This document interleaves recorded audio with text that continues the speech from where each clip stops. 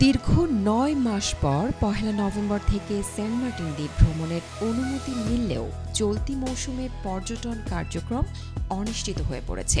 দ্বীপে ওঠার একমাত্র জেটি ঘাটের সংস্কার কাজ শেষ না হওয়ায় এখনও কোনো জাহাজ যাত্রা শুরু করতে পারেনি। স্থানীয় সূত্রে জানা গেছে, জেটি নির্মাণের কাজ ধীর গতিতে চলছে, ফলে পর্যটকবাহী জাহাজ ঘাটে ভিড়তে পারছে না। ঠিকাদারি প্রতিষ্ঠান এস রহমান ইন্টারন্যাশনাল লিমিটেড জানিয়েছে, মৌসুমের মধ্যে কাজ শেষ করার চেষ্টা চলছে।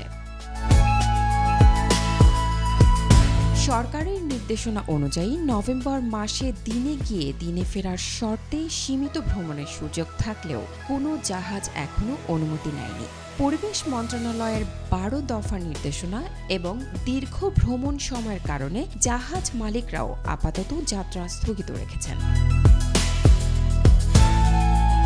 C cruise operator owners association বলছে, কক্সবাজার থেকে সেন্ট মার্টিন যেতে ৭ থেকে ১০ ঘন্টা সময় লাগে, ফলে দিনে গিয়ে দিনে ফেরার নিয়ম বাস্তবসম্মত নয়।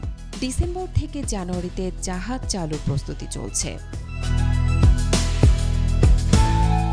হোটেল মোটেল মালিক সমিতি জানায়, পর্যটন না থাকায় দ্বীপের ২.৫ শতাধিক আবাসিক প্রতিষ্ঠান কার্যত বন্ধ। পরিস্থিতি স্বাভাবিক হলে ডিসেম্বর থেকে পর্যটন মৌসুম শুরু হতে পারে বলে আশা করা হচ্ছে। Priyanka Saha, B news 24।